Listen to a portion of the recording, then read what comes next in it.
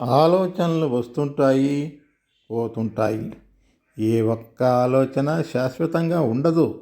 ఆలోచనలకు మనం బలం ఇవ్వకూడదు, పట్టించుకోనకూడదు, అసలు వాటితో తాదాత్మ్యం చెందకూడదు. స్ట్రీట్ ట్రాఫిక్ని గమనించినట్లుగా ఆలోచనలకు ఎడంగా ఉండి గమనిస్తూ ఉండటమే మనం చేయవలసిన పని.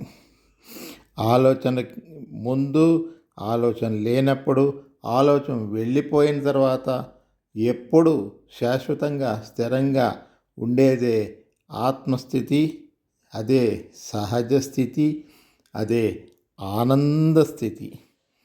శాశ్వతమైన ఆనందం కావాలంటే ఆలోచనలకు కొంచెం ఎడంగా ఉండగా తప్పదు.